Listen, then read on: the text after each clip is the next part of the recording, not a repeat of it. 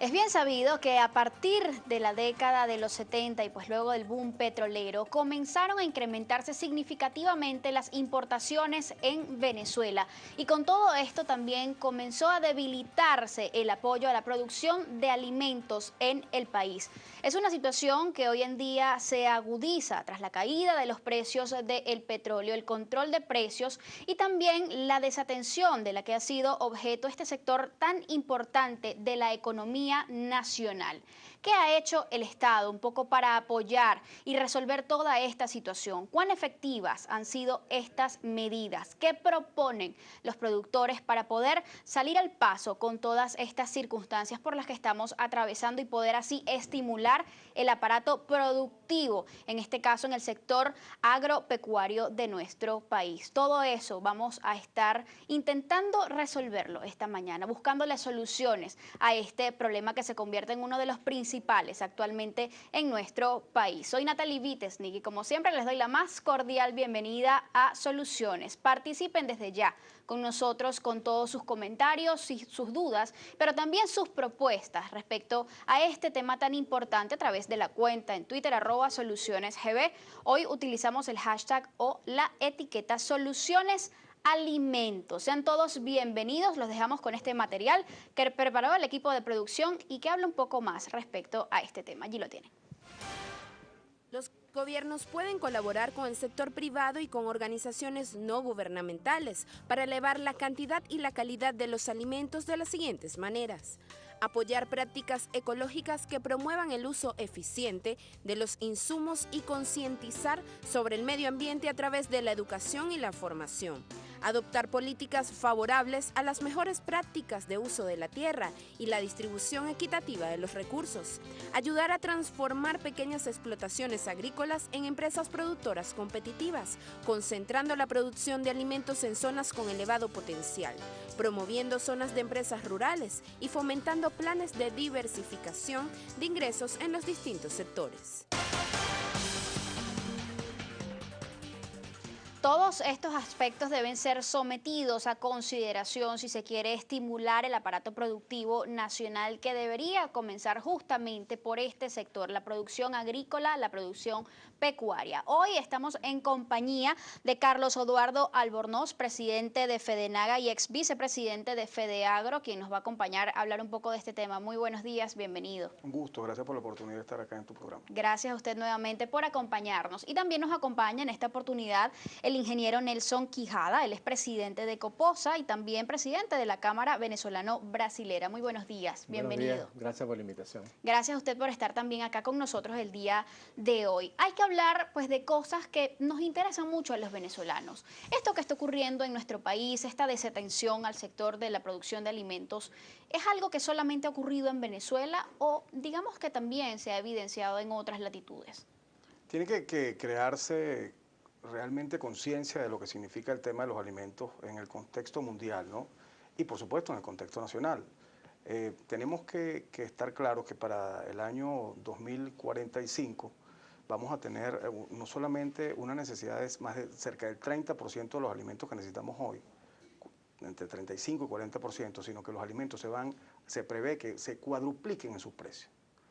Ello nos hace realmente colocar el tilde en la importancia que tiene la producción de alimentos en cada región. Y basándonos específicamente en el tema nacional, tenemos que ser muy claros al decir que nosotros desde que aparece el boom petrolero, adolecemos realmente de unas políticas sustentables que estén bien enmarcadas, sobre todo en el tiempo, para hacer sostenible la producción nacional.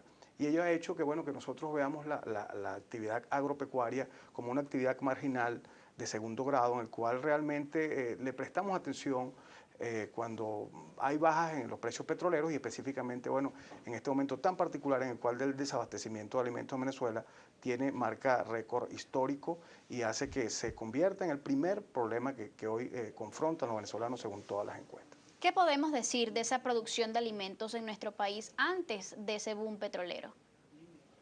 Bueno, la producción de alimentos definitivamente era rústica, era definitivamente arcaica, pero más o menos teníamos abastecimiento porque también éramos mucho menos, ¿no? Era mucho menos gente en el país y eso ayudaba pues a que nosotros con lo poco que producíamos podíamos abastecer a nuestra gente.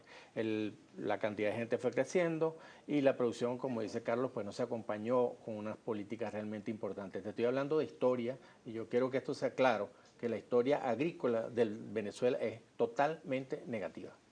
¿Es cíclica también esta historia? Sí, ha habido momentos donde se le pone alguna atención o se dan algunos incentivos y la agricultura responde y tú ves de repente unos picos, pero esos picos al año siguiente vuelven otra vez a caer porque no hay continuidad en las políticas. La política, sobre todo en el sector agrícola, que es un sector que depende tanto de factores climáticos, de una serie de cosas que no las podemos controlar, requiere continuidad. Y si nosotros no le damos esa continuidad, lamentablemente vamos a seguir teniendo esos problemas que estamos teniendo en el tiempo en las producciones del sector agrícola. Hay una frase que hemos escuchado ya con mucha frecuencia, que es soberanía alimentaria. Soberanía alimentaria es la garantía de que tú tengas seguridad de tener el abastecimiento necesario en las cantidades necesarias en el momento adecuado. Eso es soberanía alimentaria. Algo que aunque se ha remarcado, sobre todo en la última década, bueno, la FAO ha insistido ya hace bastante tiempo al respecto, y que no es otra cosa que es que cada región, cada lugar del mundo pueda tener los alimentos de manera oportuna, en el momento adecuado para sus habitantes. Hacemos un ejercicio. Si nosotros pudiéramos tomar lo que se desperdicia diariamente de los alimentos que se botan, porque ya tú no quieres más en tu plato, o sea, se sirve de más en cada plato, nosotros podríamos alimentar a toda la población mundial que hoy padece de hambre. Son cosas que son situaciones que pudieran ir incluso a soluciones que fuesen más sencillas de lo que parece. Y realmente hace falta el concurso no solamente de América, sino realmente del compromiso mundial con el tema de los alimentos, que sin duda, no solamente en Venezuela, va a jugar un papel protagónico en las próximas décadas. Adelante. Bueno, yo pienso que el tema de soberanía alimentaria, ningún país en el mundo es soberano alimentariamente 100%. Lo único que sí sucede es que países que pueden producir algún tipo de materias primas, esas materias primas compensan lo que se tiene que traer de importación. Entonces nosotros exportamos un poco de lo que sí podemos producir y traeremos lo que nosotros no podemos producir. ¿Y es eso parte de la gran solución para este problema? Bueno, fíjate que nosotros en nuestro país tenemos voluntad de producir la cantidad importante de materias primas que necesitamos. Por ejemplo, tenemos materias primas como el maíz, como el arroz, que son materias primas propias de nosotros, propias que se pueden producir con efectividad en el trópico. Pero esas materias primas producimos apenas, en algunos casos, alcanzamos cerca del consumo o muy bajo del consumo y tenemos que importar. Nosotros, si nosotros hiciéramos un esfuerzo de producir esas materias primas en abundancia, nosotros podríamos de alguna manera, con lo excedente que tengamos de esas materias primas, traer lo que nosotros no podemos producir. Por ejemplo, trigo.